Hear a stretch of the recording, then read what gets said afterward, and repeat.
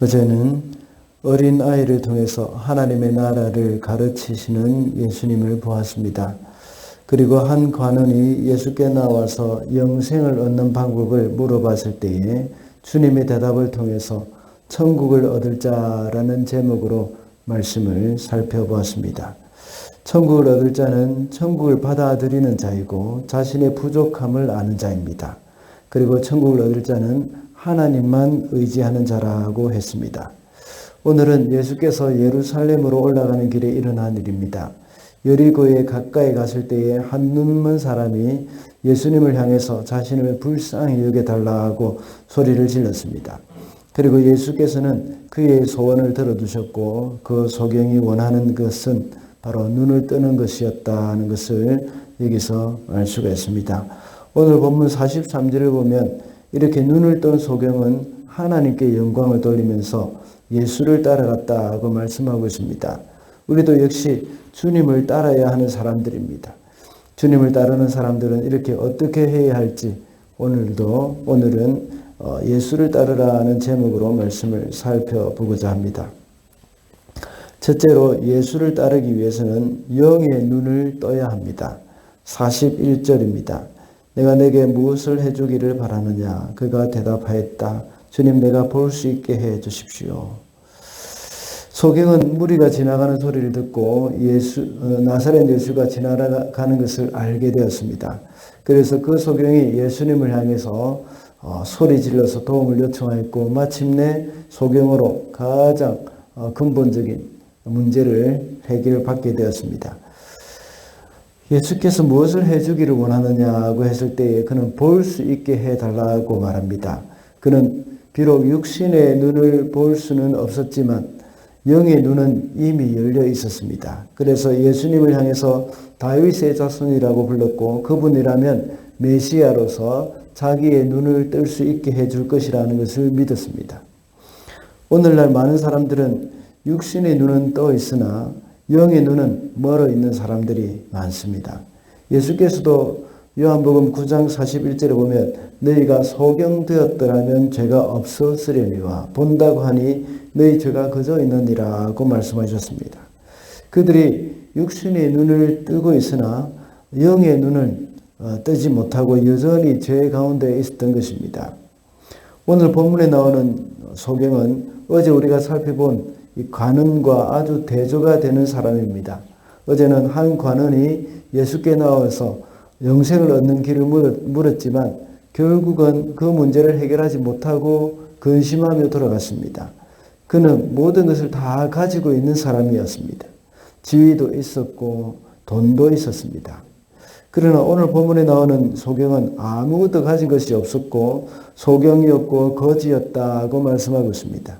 그러나 이 사람은 그의 눈을 뜨게 되었고 예수께서 말씀하시기를 내 믿음이 너를 구원하였다고 말씀하셨습니다. 그리고 43절에는 그가 주님을 따라갔다고 말씀하고 있습니다. 이 소경은 육신의 눈은 보지 못하는 가운데 있었지만 이미 주님을 알았습니다. 예수님의 정체를 알게 되었고 그분이 메시아이심을 알았습니다. 그래서 예수님을 다윗의 자손이라고 불렀던 것입니다. 비록 육신의 눈은 멀었지만 영의 눈은 뜨고 있었던 것입니다. 어제 본문에서 본 관원은 모든 것을 다 가지고 있었다고 했습니다. 육신의 눈을 뜨고 있었지만 영의 눈은 어두워 있었습니다. 혹시 우리에게 부족함이 없이 만족한 삶으로 인하여서 주님을 보는 일이 없는지 보지 못하는 그런 일이 없는지 우리는 돌아봐야 합니다. 반대로 우리 삶 가운데 여러 가지 고난과 힘겨운 상황이 있다면 우리의 영의 눈을 뜨고 주님을 볼 수 있는 기회라는 사실을 알고 더욱더 주님을 찾고 부르짖어야 하겠습니다. 둘째로 예수님을 따르기 위해서는 예수님을 만나야 합니다. 39절과 40절입니다. 앞에 서서 가던 사람들이 조용히 하라고 그를 꾸짖었으나 그는 더욱더 크게 외쳤다. 다윗의 자손님 나를 불쌍히 여겨주십시오. 예수께서 걸음을 멈추고 그를 데려오라고 분부하셨다. 그가 가까이 오니 예수께서 그에게 물으셨다.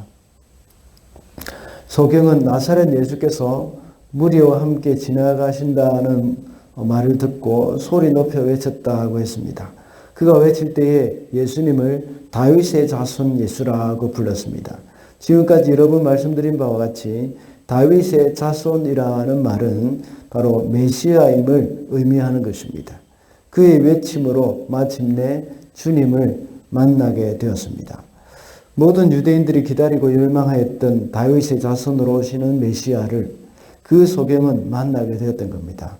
거기에 수많은 인파들이 예수를 따랐고 또 예수님의 기적을 보았지만 이 소경만이 예수님을 다윗의 자손으로 고백을 하는 것을 우리가 알게 됩니다.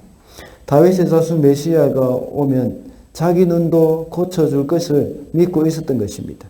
이사야 35장 5절에 보면 주님이 오실 때에 맹인의 눈이 밝을 것이며 못 듣는 사람의 귀가 열릴 것이라고 예언을 했습니다.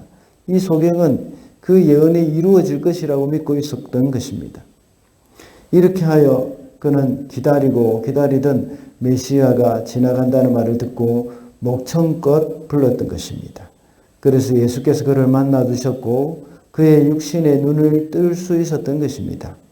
그의 육신의 눈은 감개에 있었으나 영의 눈으로 메시아를 알았고 마침내 만날 수 있었던 것입니다.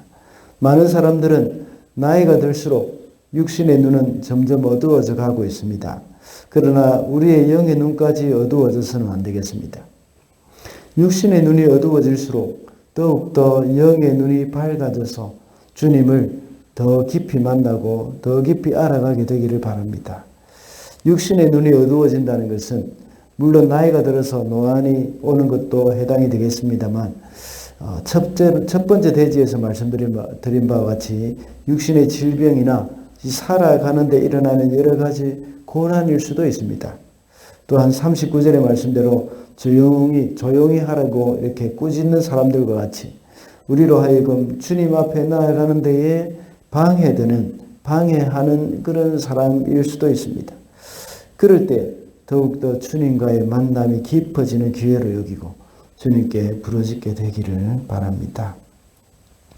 마지막으로 예수를 따르기 위해서는 메시아의 대속 사역을 믿어야 합니다. 32절과 33절입니다. 인자가 이방 사람들에게 넘어가고 조롱을 받고 모욕을 당하고 침뱉음을 당할 것이다. 그들은 채찍질한 뒤에 그를 죽일 것이다. 그러나 그는 사흘째 되는 날에 살아날 것이다. 오늘 본문 앞부분에서는 예수님이 예루살렘으로 올라가시면서 앞으로 어떤 일이 일어나게 될 것임을 제자들에게 말씀하고 있는 겁니다. 그것이 바로 십자가와 부활 사건입니다. 이것은 다시 말하자면 주님의 대속 사역입니다. 그러나 제자들은 그 사실 하나도 깨닫지 못하고 있다고 말씀하고 있습니다. 그 뜻이 그들에게 감추어져 있기 때문입니다. 그러나 오늘 본문 43절에 보면 소경되었다가 눈을 뜬 이 사람은 하나님께 영광을 돌리며 예수님을 따랐다고 말씀하고 있습니다. 물론 이 사람이 예수님께서 예루살렘으로 가는 그 길을 무리와 함께 따라갔다는 의미이기도 합니다. 그러나 우리가 한 걸음 더 나아가서 묵상을 하게 된다면 주님이 예루살렘으로 가는 길은 어떤 길입니까? 십자가의 고난을 받기 위해서 올라가는 길입니다. 영의 눈을 뜬 사람이 가야 할 길이 바로 이 길입니다. 이 길은 바로 메시아의 대속 사역을 보는 자들이 따라가는 그런 십자가의 길이라는 겁니다. 우리는 여러 가지 이 땅에 살아가면서 여러 가지 삶을 통해서 편안하고 안락한 삶을 살아가기를 원하지만 결국 우리가 그리스도인으로서 따라가야 할 길은 바로 십자가의 길입니다. 주님이 걸어가신 그 고난의 길이고 십자가의 길이고 또 우리가 모든 것을 내려놓고 이 땅의 것을 뒤로하고 영원한 천국을 바라보는 그런 길이라는 것입니다. 주를 따르는 자로서 주님이 가신 그 십자가의 길을 따르는 저와 여러분이 되시기를 바랍니다. 말씀을 맺겠습니다. 오늘은 예수를 따르라는 제목으로 말씀을 살펴봤습니다. 예수를 따르기 위해서는 먼저 영의 눈을 떠야 하고 또 예수님을 만나야 하며 또 메시아의 사역을 볼 수 있어야 한다고 했습니다. 그래서 주님과 같이 십자가의 길을 따라가게 되는 저와 여러분이 되시기를 바랍니다.